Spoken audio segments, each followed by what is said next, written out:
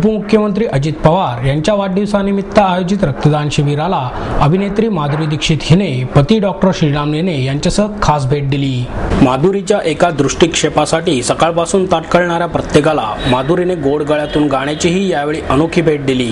पुण्यात पाऊस पडावा यासाठी माझ्या चित्रपटातील पावसाचे गाणे गाते असे सांगून तिने कोई लडकी है जब वो हस्ती है या गाण्याने पावसासाठी प्रार्थना केली।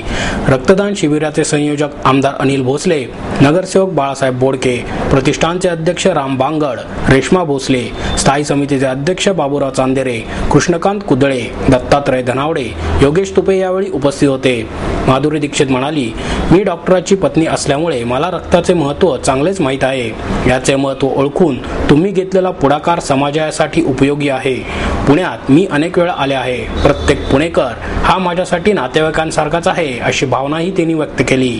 डॉक्टर श्रीराम नेने म्हणाले, रक्त हा रुग्णांचे जीव वाचवण्यासाठी सर्वाधिक महत्त्वाचा घटक आहे। रक्तदान करून तुम्ही अनेकांचे जीव वाचवण्याचेच काम करत आहात। अपंग रक्तदाते आणि आतापर्यंत 20 पेक्षा अधिक वेळा रक्तदान करणाऱ्यांचा यावेळी सत्कार करण्यात आला। प्रत्येक रक्तदात्याला प्रशस्ती पत्रक आणि पेन ड्राईव्ह भेट देण्यात आला।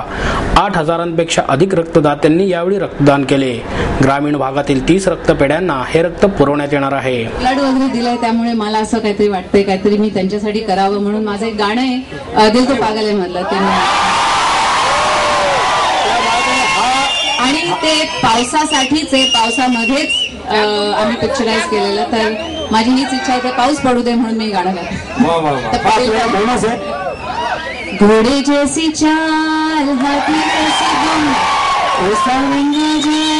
कहाँ से आए तुम, चक धुम धुम चक धुम धुम चक धुम धुम चक, कोई लड़की है जब वो हंसती है, बारिश होती है छनक छनक छुम छुम, चक धुम धुम चक धुम धुम चक धुम धुम चक।